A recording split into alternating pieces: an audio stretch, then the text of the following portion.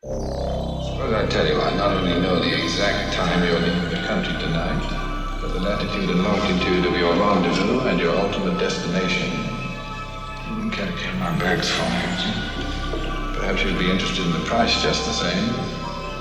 The price? For doing nothing to stop you. How much do you want? I want the girl. I want the girl to get what's coming to her. You turn her over to me and I'll see there's enough pinned on her to keep her uncomfortable for the rest of her life. You do that and I'll look the other way tonight. She really did get under your skin, didn't she? We're not talking about my skin, we're talking about yours. I'm offering you a chance to save it. To exchange it? Put it any way you like. I'm curious, Mr. Kaplan. What made you arrive at the deduction that my feelings for Miss Kendall might have deteriorated to the point where I would trade her in for a little peace of mind? I don't deduce. I observe. A modern day remake of Matthew Vaughn's Layer Kick, a Coen brothers end up with Timothy Chalamet. A Citizen Kane prequel, a Midnight Cowboy sequel, Alvin and the Chipmunks deserve another squeak. There's so many new ways to revisit sideways, but a graphic novel is how we choose to update. But we still hold fast, you can't change the past on the Ruined Childhoods podcast. Between the years 2002 and 2009, children's television network Noggin featured a programming block designed for tweens that ran from 6 p.m. to 6 a.m. It was branded as The N. Standing out from its competitors, namely Nickelodeon and the Disney Channel, Noggin and The N aimed to program content that was rich in educational content and moved the needle forward when it came to social issues like racial inequity, LGBTQ rights, and gun violence. The N featured a number of original series, like Out There, the story of a boy who moves from Connecticut to Australia because his father is on the run from the law, and A Walk in Your Shoes, a culture swap reality show that flip-flops kids from different backgrounds. But the N also aired shows not part of its own production slate. These shows typically featured tween or teen situations such as Dawson's Creek, Saved by the Bell, and Degrassi: The Next Generation. While today's teens know Degrassi: The Next Generation as the breeding ground for cultural phenomenon and diss track subject Drake, the Canadian teen melodrama's roots go back to the 1987 series Degrassi Junior High, then 1989's Degrassi High. But the characters were revisited as adults and their children starting in 2001 with The Next Generation, which introduced its Y2K audience to such serious issues as abortion, eating disorders, and having a small penis. The series was an instant success and boasts 385 series episodes and 9 specials. Despite its corny writing, over-the-top plotlines, and reboot concerns, Degrassi: The Next Generation was heralded by critics, many of whom understood that this is a show for tweens and teens of the modern era. In fact, Sarah Liss of CBC News lists it as one of the most important television shows of the 2000s, ranking it alongside Lost, Sex and the City, and Mad Men.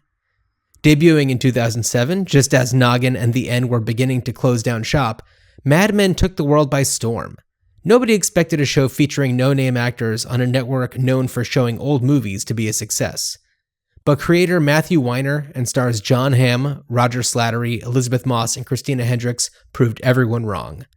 Set mostly between the years of 1960 and 1970, Mad Men showcased the bizarre world of New York City advertising execs, their careers, and their relationships as they navigate changing times for people of color, women, and adulterers.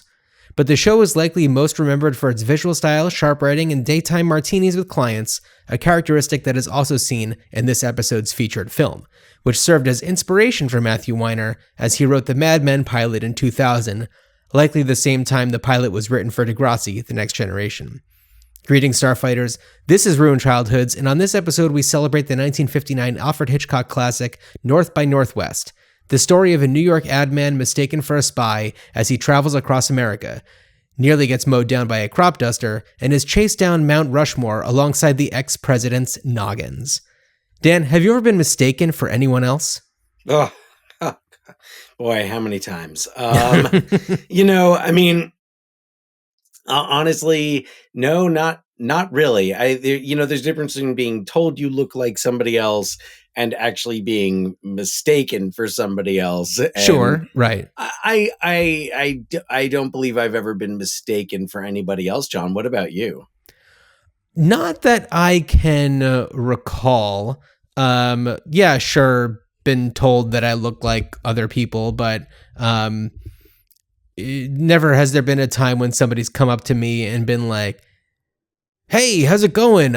Like, it's been so long," and I've been like, "I don't know who you are. I'm sorry, you'd have the completely wrong person." So, Yeah. I mean, when I get a text, like that's a wrong number, like one of those like wrong numbers, I'm like, "Hey, sorry, I missed your birthday." I'm be like, "It's cool. It was in October and I don't know you." And yeah, or that is not being mistaken for another person. no, not in the No. least. Yeah. No. So, all right. Well, there we go. It's settled. Could not relate to, just had no context whatsoever for that that little aspect of the plot of our film today, North by Northwest. Yeah, Dan, I already know the answer to this question, but have you seen North by Northwest before? Well, John, you already know that the answer to this question is that North by Northwest is one of my favorite films. It is by far my favorite Alfred Hitchcock film. I didn't realize it was one of your favorite films, full stop, period. I would say, now, granted, Granted. very granted. It like, I don't know that it's not, it's more recently like entered the pantheon. It is one that is, I saw it pretty early on. I remember I actually was introduced to this by a kid I met at a summer program who, introduced me to a lot of cool like film, and introduced me to the score for North by Northwest. Oh, okay. And from that, I was like, all right, I need to see the movie that goes along with this music, the iconic music that you hear right from the opening and you hear throughout the I have it right in front of me. Was it the Bernard Herrmann? Or no, it's not. Oh, it's not on the DVD cover. Anyway. Yes, Bernard Herrmann. Bernard Herrmann. Yeah. Yeah. So I was introduced to the film that way, and of course, like, I'd kind of seen, like, anyone who's even an aspiring cinephile has seen, like, if you watched the Oscars, you've seen clips from North by Northwest. Right. Anytime they're like, the magic of editing and just anything, it's they show, whether it's the crop duster scene or I mean, there's so many there's iconic scenes. We're going to talk about them, but it and then I had seen it a few times.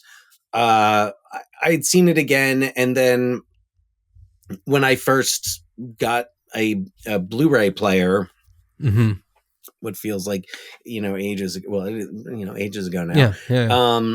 North by Northwest was one of those movies that I said, like, I really want to own. I hadn't owned it previously, but I said, like, this is a movie that now, like, with Blu-ray and seeing what Blu-ray did to older films. I have a question for you. Yeah. Follow up.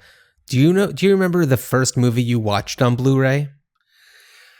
Oh, it might have been. Let me see. The first movie I don't. Okay. Off the top, do you? I do, and I just remember.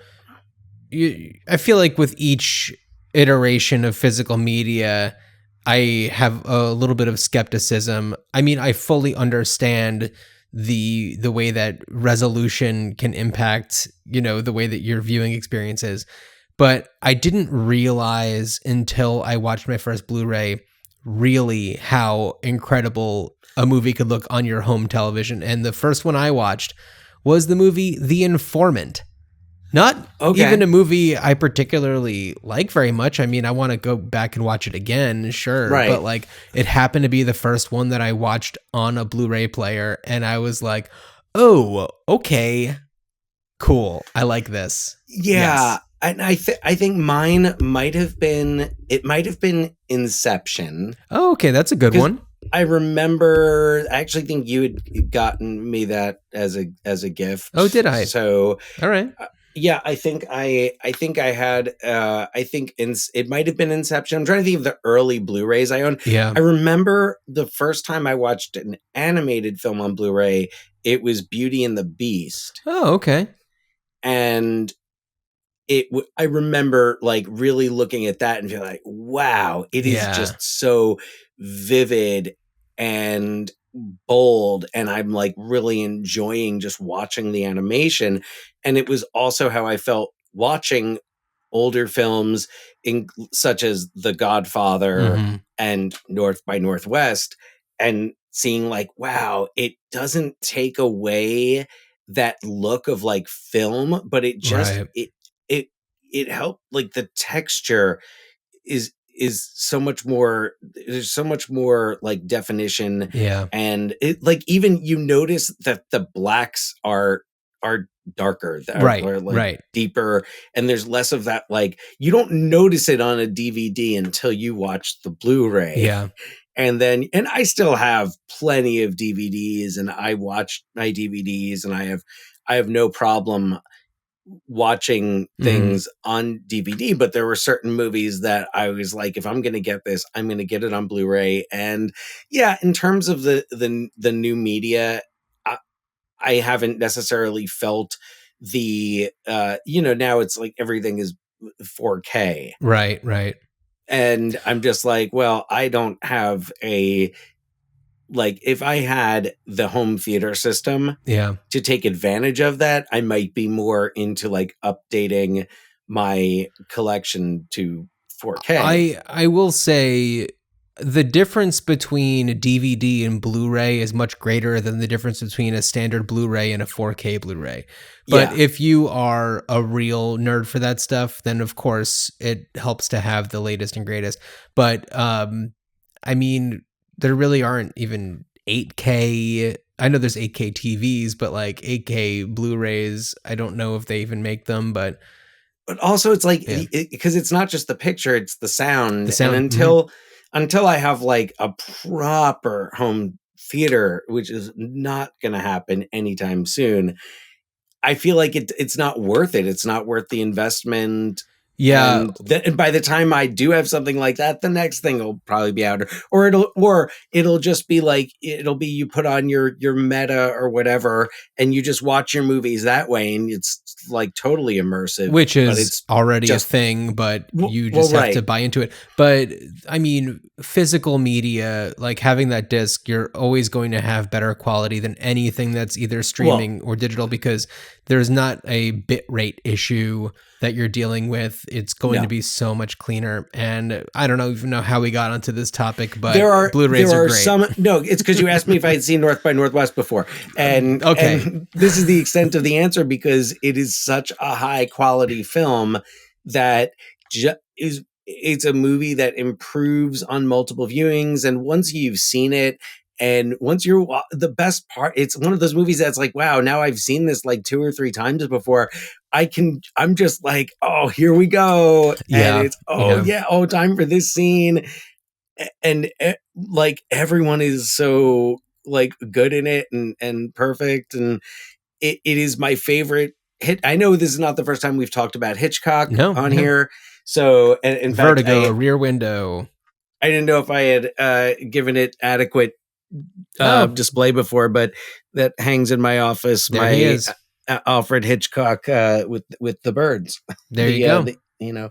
So, but like, whereas with a lot of Hitchcock, I sometimes find myself getting bored, or whatever it is. North by Northwest it's just zips along, and it's so much fun. It's not as heavy. Well, it's been, believed that not believed, but a lot of people say like it's the James Bond movie before there are James Bond movies. And it follows that same, I guess it develops the pattern that you then see in James Bond movies, and the intrigue of this person who isn't a spy, the way that James Bond is a spy. And we'll get into that whenever we do the synopsis. But, you have that thing where you're traveling from one place to the next, and you have all these different set pieces, and of course there's the woman that has intrigue, and you're kind of always questioning, like, well, what is her deal? And to quote Aretha Franklin, who's zooming who? Who's zooming who? And also the entire time you're also trying to figure out, like, get the plot straight in your head of being like, wait a second, so this is happening in that. Okay, but this is that, and this is not real, and that's something that we should be questioning, and then his mom is there, and what's happening? Oh, geez. Yeah. I mean, do you want me to throw a synopsis out there so we can just get into the nitty gritty here? Let's knit, let's grit, let's get into it. After a New York ad man is mistaken for a spy and framed for the murder of a UN delegate, he doesn't just sit in a McDonald's waiting to get caught. He spends the next few days on a transcontinental quest to clear his name and expose the dangerous criminals who put his life on the line. As he crosses America in search of answers, he encounters Eve Kendall, an attractive and sympathetic temptress who helps him evade the police by letting him hide in her train compartment. But what our protagonist doesn't realize is that Eve knows far more than she's letting on. Of course, as our ad man, Richard, I keep wanting to say Thornhill.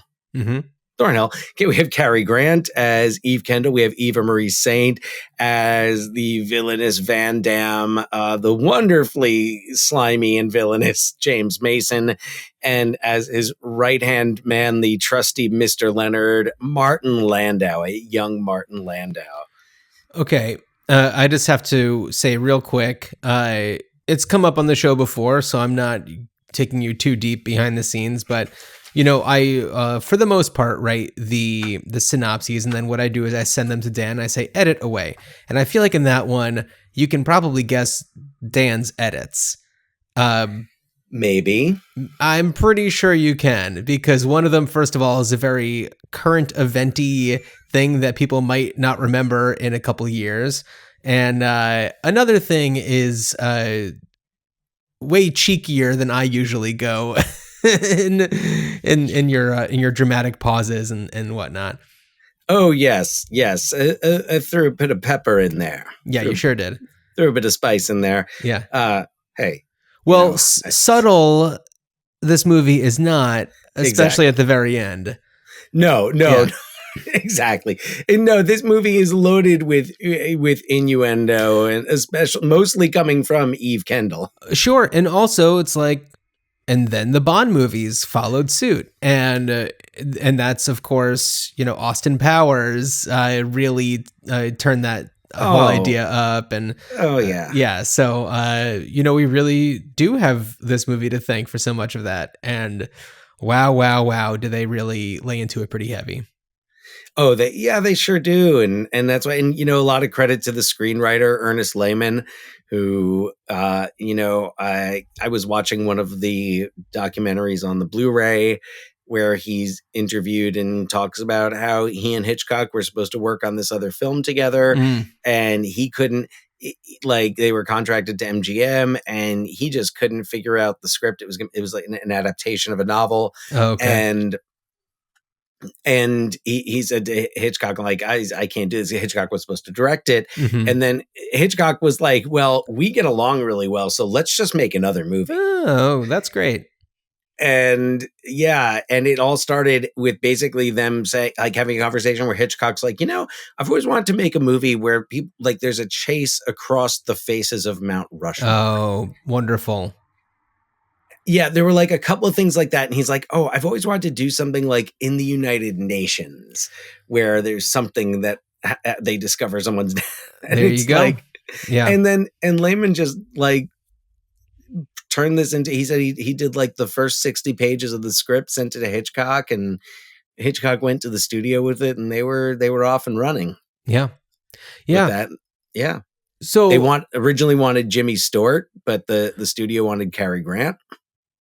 Oh, that was in the special features. Yeah. Well, they had been thinking about Jimmy Stewart. I believe that it's an IMDb trivia, which of course, grain of salt, take it with it. But what they say there is that Hitchcock, and I mean, I don't know what the source is for this, but that Hitchcock always wanted Cary Grant, had kind of shown Jimmy Stewart the script or told him about it when they were doing Rear Window. It was either Rear Window or Vertigo. I don't know how timelines. I think Vertigo. And then Jimmy Stewart was just like, "Oh, I definitely want to do this. Count me in." And then Hitchcock was like, "Oh crap, I gotta figure out." I wasn't. Yeah, and intentionally scheduled it while Jimmy Stewart was busy doing Anatomy of a Murder. Right. So that it was like, oh well, I guess we have to use Cary Grant. So that's what it says there, but also it's IMDb trivia, so take it with a grain of salt. I read that on the IMDb trivia, and it just in the documentary, they just say that I think it was like that Lehman and Hitchcock were considering Jimmy Stewart, but like were happy to cast Cary Grant. Well, and also I fully support that because Jimmy Stewart has as much new relationship energy as Gene Hackman. And if you've listened to this podcast before, wonderful actor, love him so much, but just doesn't have that new relationship charisma. No. Cary Grant was the perfect choice for this role. He's fantastic. A twice divorced ad man who winds up meeting this woman and of course gets involved with all of this bizarre who's doing what, who's zooming who intrigue. All out of a case of just bad timing in that, like, they're like at this restaurant and they're looking for this George, these two thugs are there and they're looking to abduct this George Kaplan. And like the maitre d' is saying, "Oh, there's a telephone call for George Kaplan," while Cary Grant is like responding to somebody else and saying, "Oh, over here," or there's like another telephone call. He needs to call his secretary to call his mother and let her know that there's some business with that because he's got some weird mother stuff going on. Yeah, his relationship with his mother's hilarious. Yeah, they're the Mother Boy 1 winners. Yes. Oh, yeah, and just as we're referencing other things that are not really related to it, I kept thinking when he was talking about his theater tickets, I just kept thinking like, oh, does he have tickets to Les Mis? Like, is it like Patrick Bateman? Oh, geez. Yeah, right. I just keep thinking of American Psycho, and he's like, yeah, I'd love to, but I've got tickets for Les Mis. And amazing. Well, even to go back a little bit further in North by Northwest, I love the opening title sequence, the Saul Bass credit sequence, which just has this grid that's, skewed a little bit. And then it, fades in behind it, the building that is, perfectly lined with the windows are perfectly lined with the grid. I mean, I love Saul Bass. He's the inspiration for this podcast's artwork. So, true. I mean, what are you going to do? And also, you talked about Mad Men before. And Mad Men is a direct homage to North by Northwest in so many ways. I'm glad that Mad Men went in a different direction about an ad executive's identity and and the ways that kind of unfolds. And the nods to North by Northwest are pretty much limited to just a style thing, but that's kind of just like the style of the time. Oh, yeah. As kind of defined by Northwest, at least in terms of, the opening credits sequence. But the late 50s, early 60s ad men and their martini lunches with clients, of course you just want to live in that world for several seasons and see what about some of the other guys who are involved with this? Like, who else does he work with at Sterling Cooper, Draper and Price?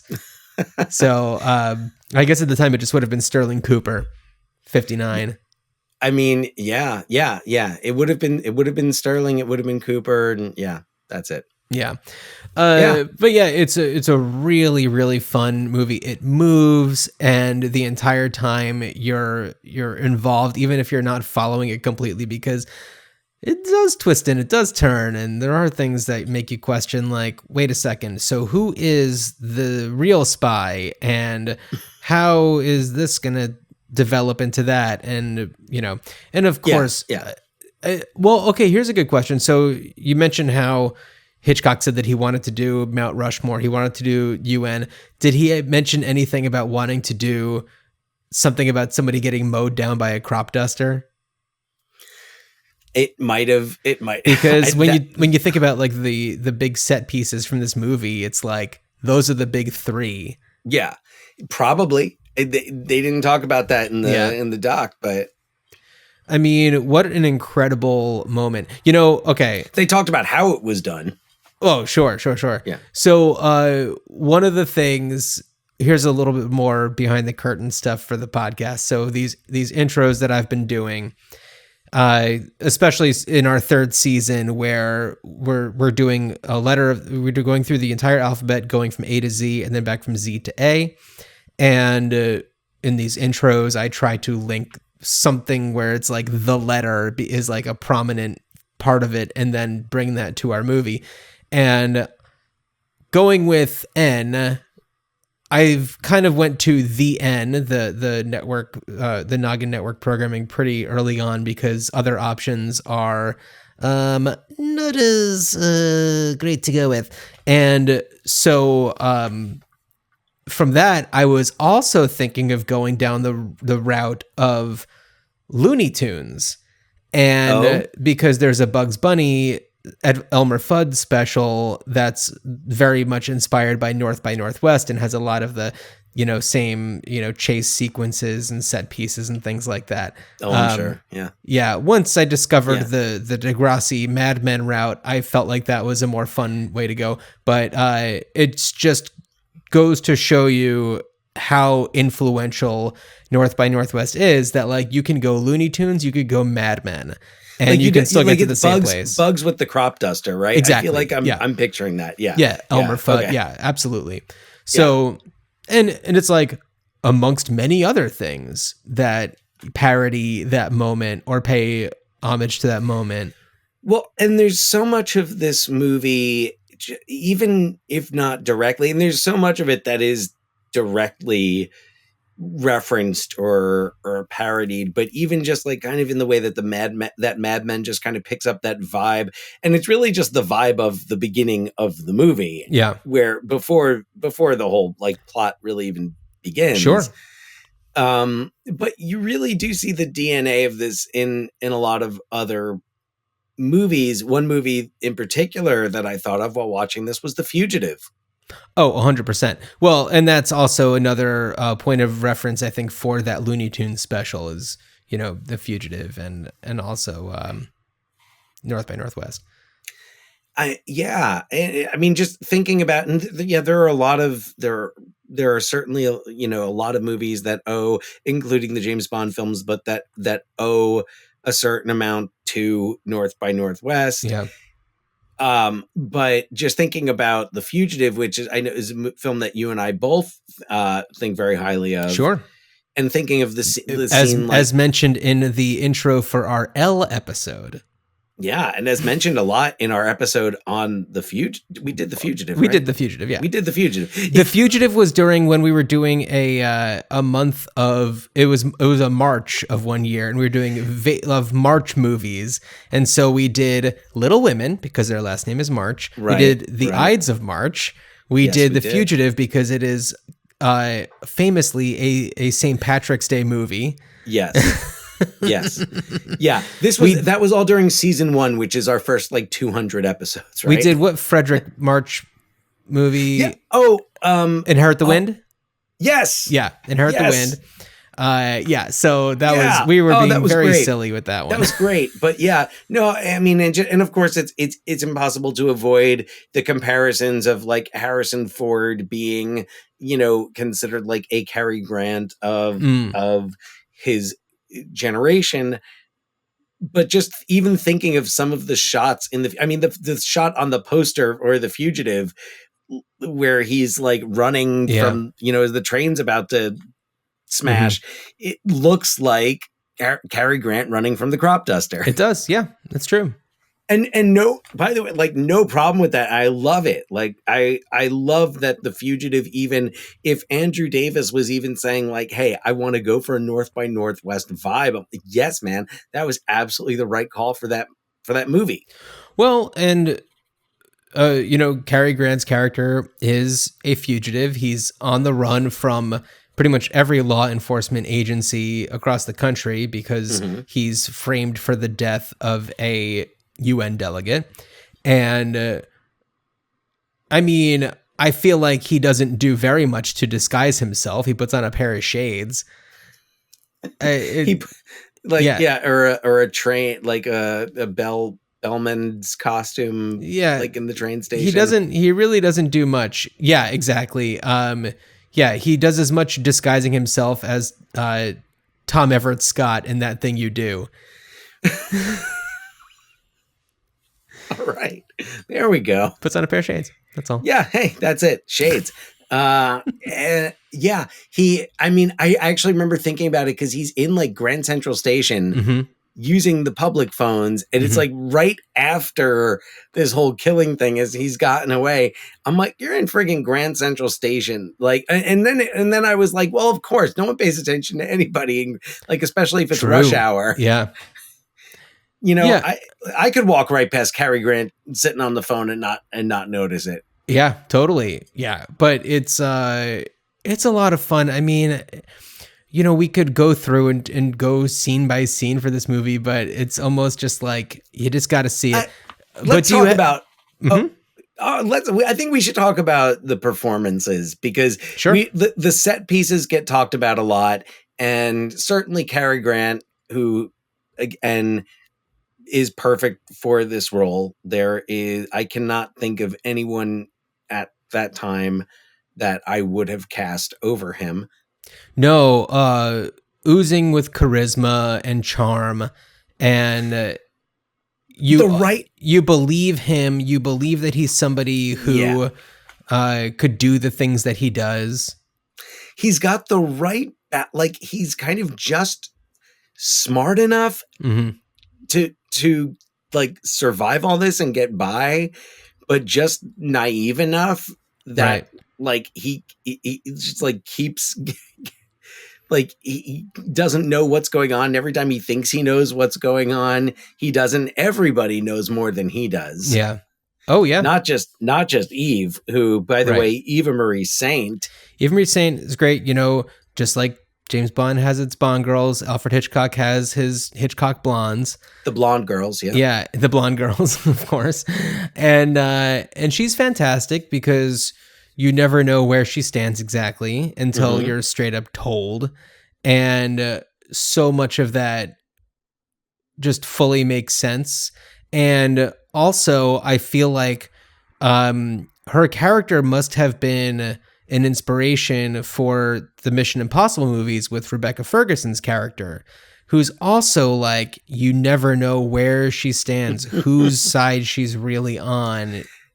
And that's that's another series of movies that I kind of have, especially the more recent, I would say, like especially Ghost Protocol. Yeah. Really have that North by Northwest vibe. Sure. Yeah. In fact, I would go as far as to say that like Mission Impossible 1, 2, and 3, not so much. That I would be a little surprised. And then again, De Palma is always going for a Hitchcock vibe. So yes, not always. Unfair to De Palma to say that. And we'll have an opportunity pretty soon to talk about De Palma. Not gonna say too much more. Maybe we will. Who knows? But but really in those, like when you have those big set pieces, like in Ghost Protocol where he's scaling the building. He's scaling the building. There's a lot of train intrigue.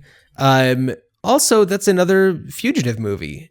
Yeah. They are being, his name is Ethan Hunt. They're being hunted, and it totally works. And that's what makes those movies so fun, is like, the IMF is always thought to be a nefarious organization. Well, I take back what I said about the first three not fitting it.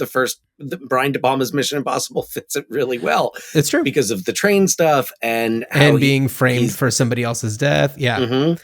And you're not sure who to trust. And also he blows up a fish tank with explosive gum. But that's more inspired by If Looks Could Kill. I was going to say that was the summer of blowing up fish tanks in restaurants, because Eraser has a very similar. Oh my God, Eraser sequence. Was that same year? Yeah. Oh my God. Summer 96, man. Underrated summer of Independence Day. Independence Day. Yeah. Twister. The ones that we were just talking about. Yeah, mm-hmm. The ones that we were just talking about. Eraser and Mission Impossible. Eraser to a much lesser extent. Eraser's when you look at like Arnold's career afterwards, and I'm still like, I'm a fan, mm-hmm. but like I feel like Eraser, like we had already like crested. I feel like True Lies was kind of like we hit Terminator 2, and then it was, we forget about Junior, and then True Lies, and then Eraser kind of starts the dip, but it's still not bad. It's got a quality James Caan villain performance. Okay. It's been a while since I watched Eraser. I think he did 3 times in 96, because there was also Bottle Rocket and Bulletproof. Oh, yeah. Who's the female lead in Eraser? Vanessa Williams. That makes perfect sense. Yep. Yes. 96. Got 96. It. Anyway, back to 59. Of course, but back to 59 and North by Northwest, and the performances North by Northwest. So Eva Marie Saint really plays it well, and she kind of hosts this documentary that I was watching. Oh, cool. She speaks very highly of the whole experience, and mm-hmm. there are a lot of like set photos that like it seems like she had a good time making the film, and really got along well with everyone. A lot of good Cary Grant stories. Mm-hmm. So she's fantastic.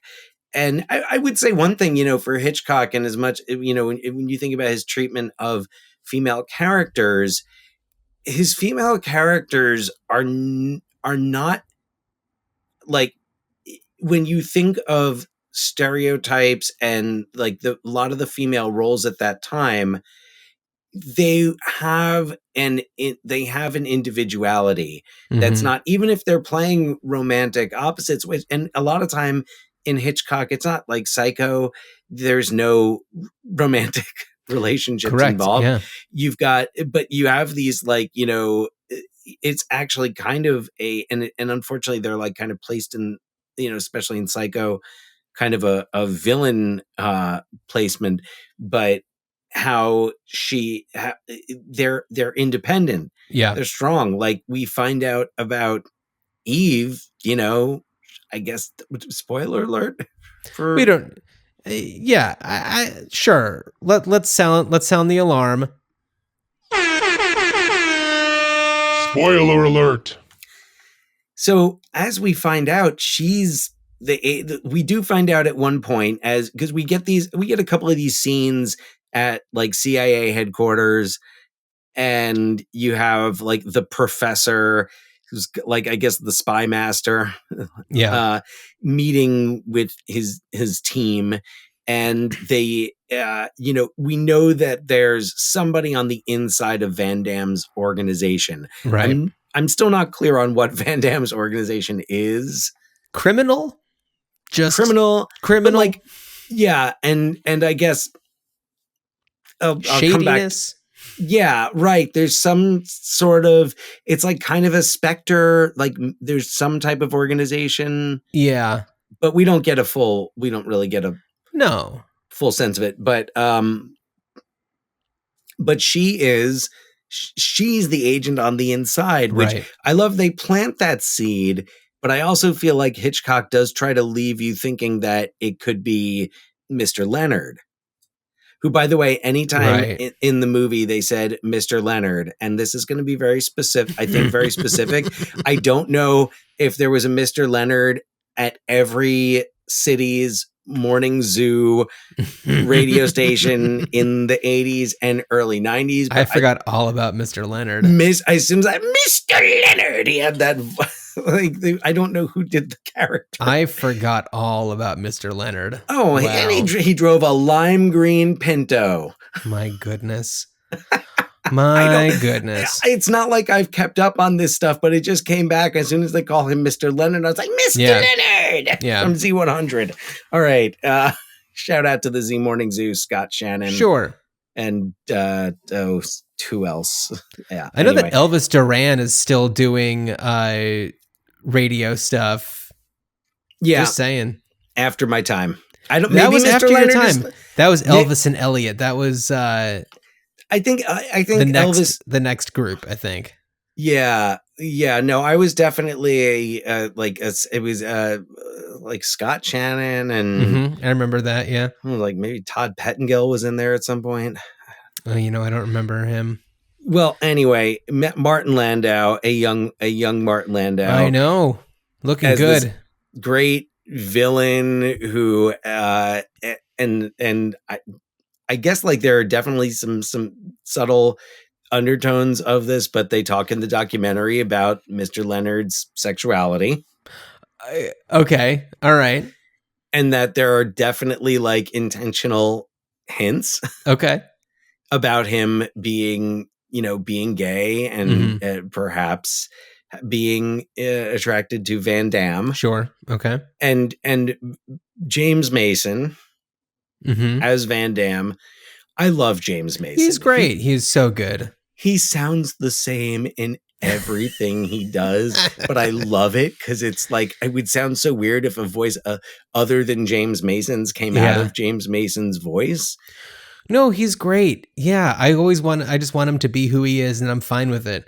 And I totally buy him as some like criminal, overlord, a classy villain. Oh, you see, okay, or somebody, or one of the kind of second tier.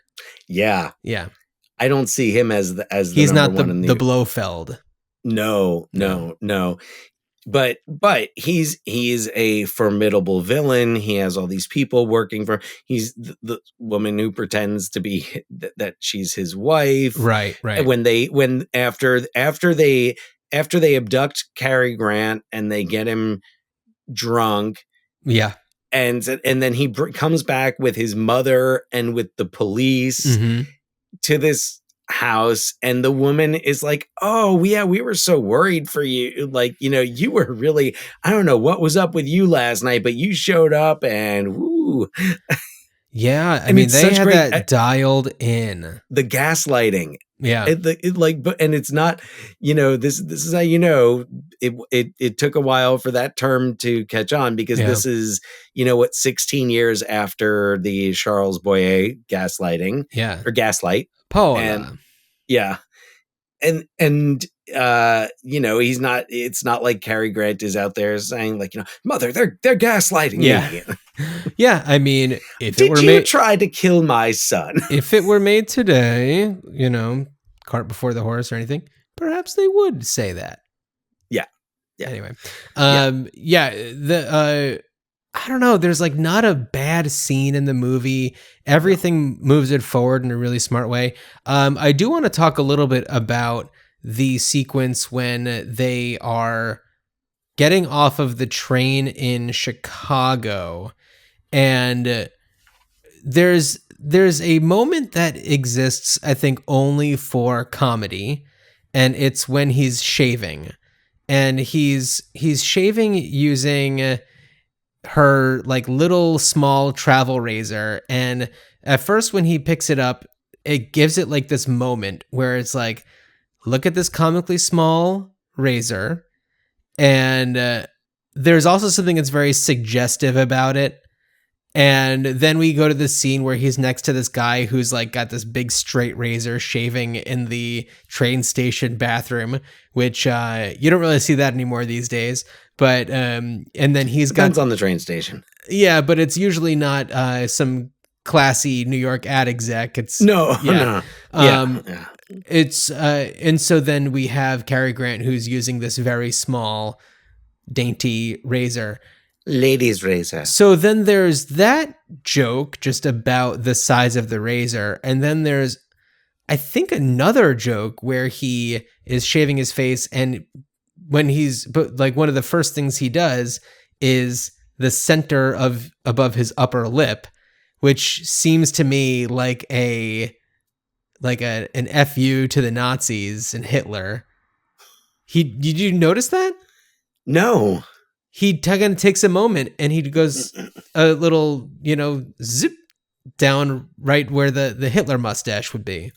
I'm really tempted to I have it's in the player right now. I'm tempted to turn it on. You're welcome to, but you can also take my word for it. Yeah, no, I believe you. I want to see it. Because, thinking about it, it's just like this 1959. It's not that long after World War II. Well, not to mention Hitchcock. Right. Was, I assume, living in London. Sure. It seemed like long enough after World War II where it's just like okay. But then it's just like, well, I guess, yeah, still that is it's a I don't even know if I would call it a joke, but a moment that makes sense for this kind of character. There's never an inappropriate time for an FU to the Nazis. Yeah. I don't disagree.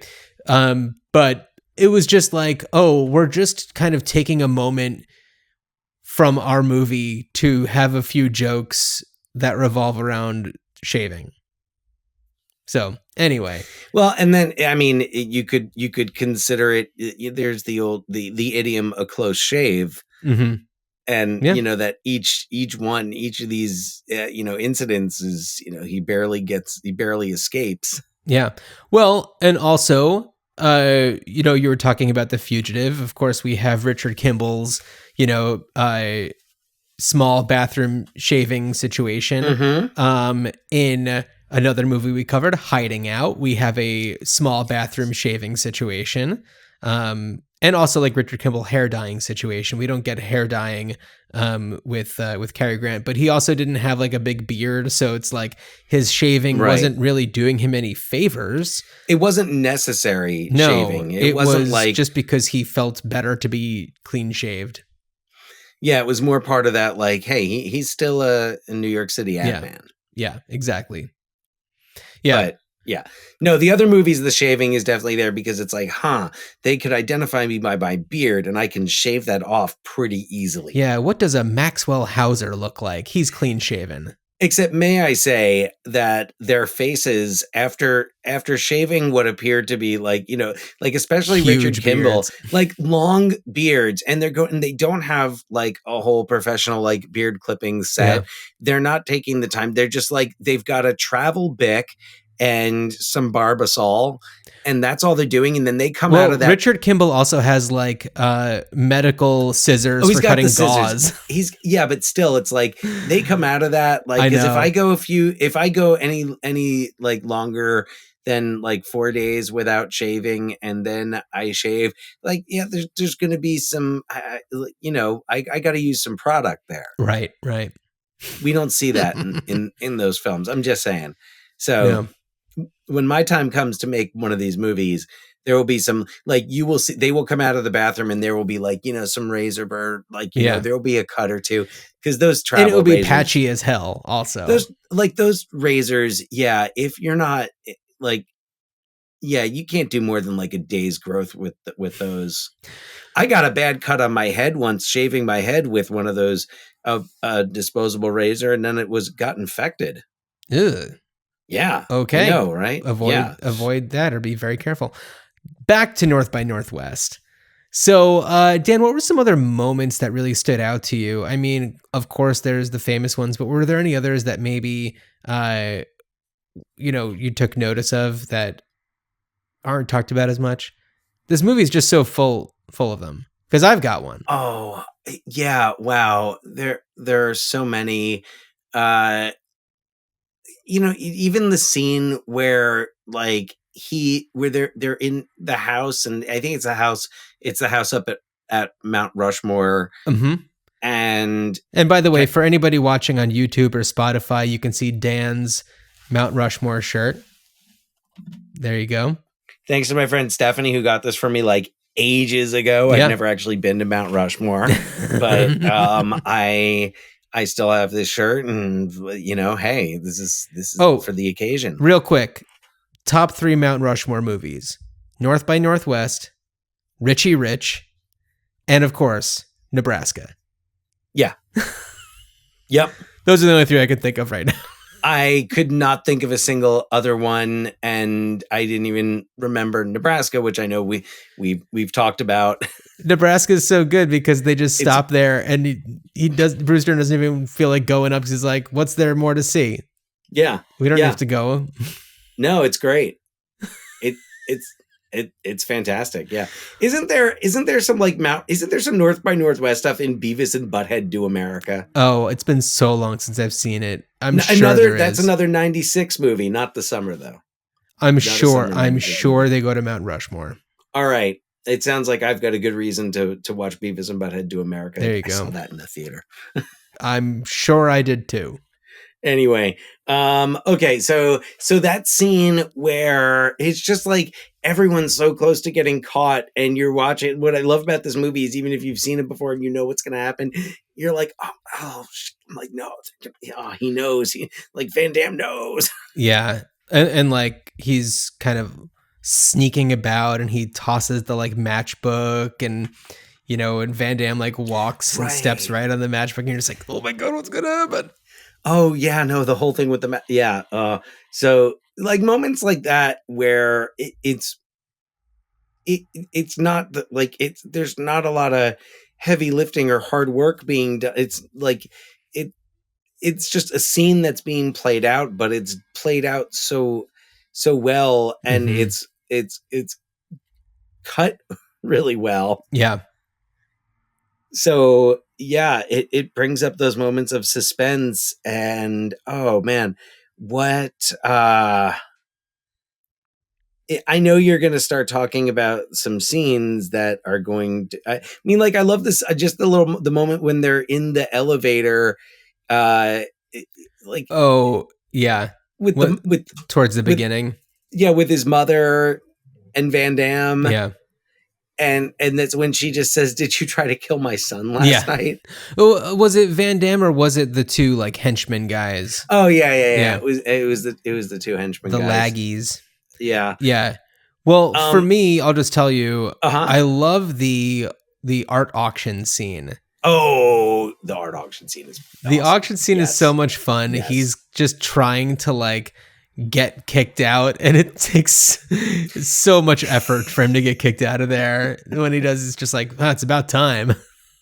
Like I love that scene because I love how Cary Grant is like not afraid to like be kind of a doofus. He's throughout a lot of this. It's so good. And also it's like it makes me think a little bit more about the mindset of an advertising executive and having to think on your toes, of course, think creatively. And clearly there's not like an advertising angle, but it's more about like what it takes to access that part of your mind. And also considering the fact that he is an executive, meets with a lot of clients, he has the confidence and the ability to control a room. And that's true, because we don't really see him like doing his work really. Luckily we have the advantage of having Mad Men, where we can see, get a glimpse of like what it would be like inside of those pitch meetings. But we get a good understanding of like, this is somebody who can, think on his feet and come up with the clever thing to say and be charming and be witty and also be professional and without, risking too much. And yeah, it's just, it's so masterfully crafted. And I don't blame you at all for having this as one of your favorite movies, because it's like, it has everything, and it is the prototype for, and it's just like that. Oh yeah. Like we're saying all this time, it's like that auction scene could have been in a James Bond movie. Oh, of course. But that's a really interesting point though, about like the advertising exact thing, because right, it's like, would you, without Mad Men, or without some other way of knowing kind of like how advertising works, the psychology and what it means to like, like pitch an idea and sell an idea and pivot. I think about the episode of Mad Men. Was it with the slide projector, like the carousel? Oh, the carousel, yeah. Slide projector. Doesn't he just like he's just that good? This brilliant pitch. Well, yeah, the carousel. I mean, that one's so good. It's toasted. Oh, which is just like, it doesn't matter that all of the other ones are toasted. It's just about, you're getting the audience to wonder, oh, this must be different from the other ones. Right. And yeah, it's just kind of that mental agility where it's like, the truth doesn't really matter. It's how you sell whatever it is that you're, coming up with in that moment.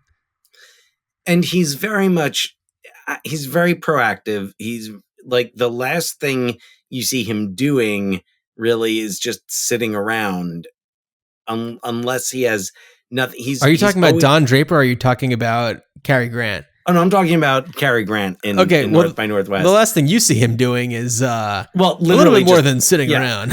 Yeah, no.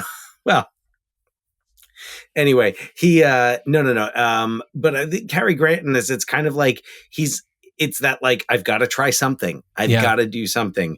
I don't know what is going on, but I need to. I love how the characters are like, all right, I just need to get out of this situation, and then I'll deal with the next, and that's what gets him through. Well, also, thinking about the mindset of an advertising executive, it's just like, you can't take no for an answer, and for him, it's like, he could have stopped at a lot of different times, but he knew that he had to keep pressing on in order to have the most effective outcome, or an outcome that was satisfying to him. Yeah. And that to me just tracks with his career. So, mad respect. I dig it. Absolutely. Yeah. Richard Thornhill, we salute you. We salute you. Well, Dan, I'm just looking at the time, and I know we could keep on going for so long, but let's get to the whole thing that we do on this podcast. What would you do if you just had all the money in the world, and we're just told like, hey, you can have this money, but only if you do something new with North by Northwest? What would you do? Yeah, so if I had to do something new with North by Northwest, it would probably be a series adaptation. And there are other ideas. Like, as I was saying before, I don't think that Van Damme is the top of the food chain in his organization. So, like, a sequel would have been great, but I don't know that now's the time to do a sequel unless you're going to like loosely connect things to the events of North by Northwest and set it like around the same time, but I don't know.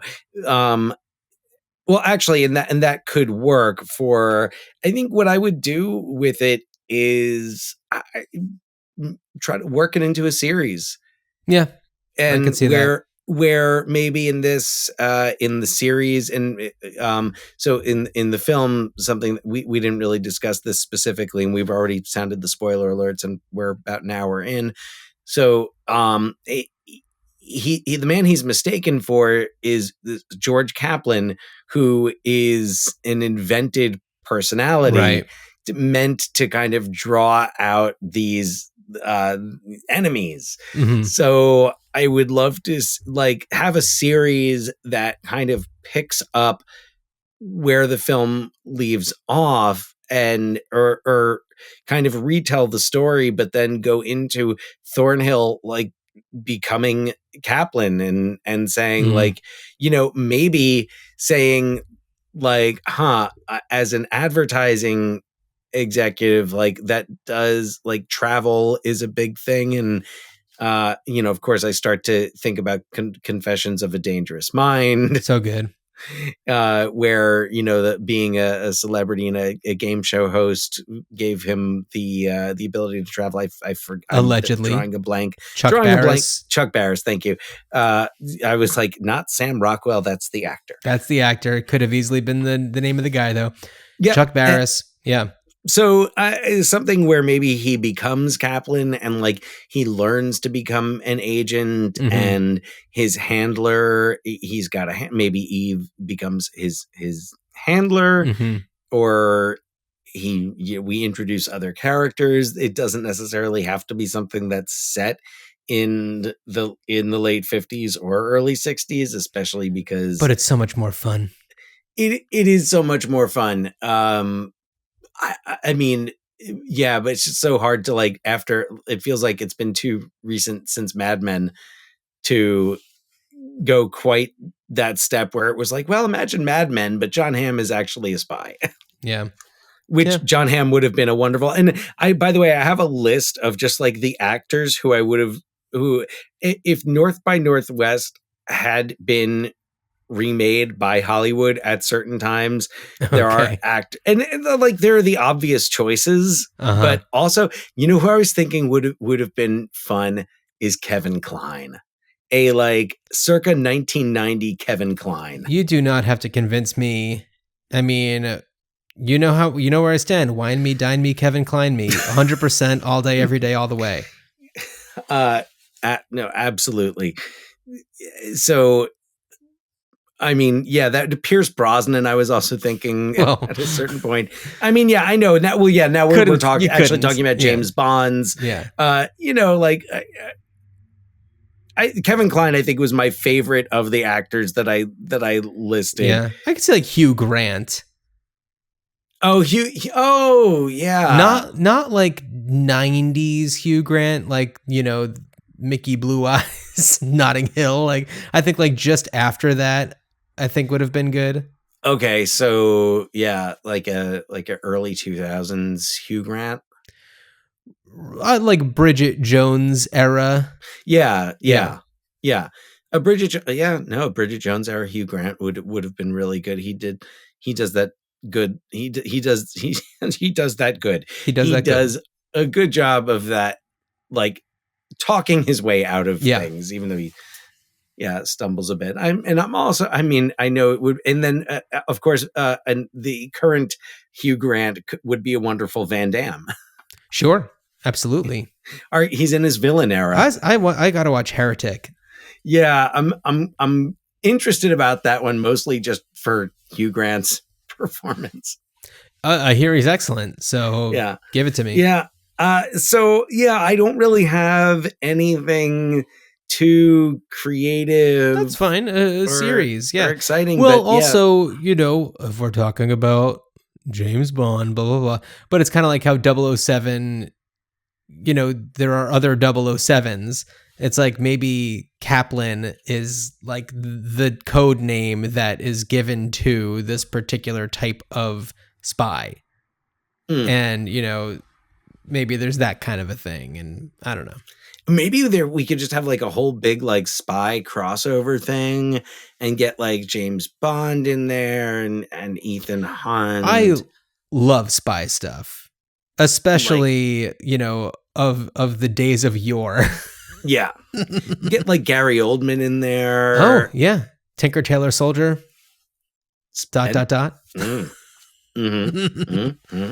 Yeah. Colin Firth, you say? Sure. Why not? Colin Firth, love it. Hey, let's throw Gina Davis in there. Just I feel like it's been too long. Yeah, Long Kiss Goodnight, Gina Davis, beautiful, love it. Yeah, another great spy movie. But yeah, it also feels like there's so much of this movie in the other movies that we've we've talked about. Sure. Yeah. And something I wrote down, even Total Recall, like a movie like Total Recall, which Well, yeah, being a is fugitive. a little further away, it does have some of that vibe to it. He doesn't have a So- shaving scene though. Yeah, but he has a scene where he's got the costume on where he's the woman. 2 Right. weeks. And Yeah, that's pretty great. that's his shaving scene. Yeah. So sure. yeah, John, what's your plan? Well, What's your scheme? it's unfortunate because this was released by MGM, which is Mhm. now owned by Sony, and it's unfortunate that they don't have a theme park because this would be a really fun stunt show ride, something like that. Mm. That's what I'd want to see. I mean, no new movies or anything for me. I think we've done so much already that pays homage to this, as we've talked about. I would just love to see some like really fun stunt show antics. Maybe you become part of the ride. The That's North it. by Northwest experience. Yeah, I don't know if Sony MGM has a licensing deal with any of the other theme park owning studios, but I feel like that's what I want to see. Yeah, it's like, oh man, it's too bad because Warner Brothers had it that's who put out the Blu-ray that I have. Warner So- Brothers, I know, has an affiliation with Six Flags. Yeah, Do they still? I think so, right? I mean, it's It's been a long time since I've do seen they still have anything the Six Batman Flags. ride? Yeah. Oh yeah, no. Yeah. But, no, I'm So- pretty sure that's still the park. So If they have a tie-in there, that could be a lot of fun. yeah, I mean that, and of course, also as I've spoken about recently on here, my pipe dream of a like revival Mhm. cinema. Right. In fact, like I want to go see this. Like I need to go see this on like a big screen Yeah. at some point. And I know it happens, and there are a few. You know what would be places- really fun for this one is one of those screenings where there's like a live symphony that's playing the score. Oh, That'd be really yes. fun. Yes, if that ever happens, I'm going. If it happens in Seattle, and I can go, I'll keep an And- eye out here if it's happening here too. Get you down to Portland. I will go if I can. If it works out with my schedule, if the weather is right, and the planetary alignment Yeah. works in my favor. Take the train down. Really make a whole Oh. moment of it. Oh goodness. Oh well, we know what can happen on the train, especially when you it goes shave into when it. you get off Yeah, with a little razor. with a tiny little razor. Oh, that'll be cute. I'll bring a little razor. The North by Northwest experience. Yeah. Well, Dan, as you are preparing to let everybody know about what we're going to cover for our O episode, I want to thank everybody for listening or watching if you're on the things that you watch on. Again, that's Spotify and YouTube. You can watch these episodes. Also, please rate, review, subscribe, etc., etc., etc. Email us, ruinchildhoodspot@gmail.com, and let us know how you would bring back North by Northwest or any of the movies that we've done before. Like we said, Yeah. we're going to be covering a movie for every letter of the alphabet, A to Z, then Z to A. I mean, we're blasting through our ascent. So that's pretty exciting. And we're trying to be as alliterative as possible. And, or if it's ever possible, really just kind of sticking the landing with the letter itself. Anaconda's book ended with A's. And so that was kind of our way of doing that one. And so, with that, Dan, what are we going to be covering for our O episode? Oh? Oh. That is as in 2001's O, an adaptation of Othello, directed by Tim Blake Nelson, starring Mekhi Phifer, Julia Stiles, Josh Hartnett, and Martin Sheen. Yeah, a very Y2K adaptation. Well, this is, and we'll get into this. This is during, this is the heyday of our, Shakespeare, pop MTV modernizations that have Julia Stiles in them. Yep. Yeah, I mean, if you a genre. if you want extra credit, also watch 10 Things I Hate About You. Yep. Oh, and Hamlet. the Ethan Hawke, Julia Stiles Hamlet. Right. I forgot that she was in that. Mm-hmm. Yeah. Julia Stiles plus Shakespeare equals late 90s, early 2000s. Wow, what a great trilogy. Impressive. That's a lot of fun. Yeah. Well, Dan, there's really not much more to say, but as you are scaling down the heads on Mount Rushmore, I wish you a good journey. Good journey.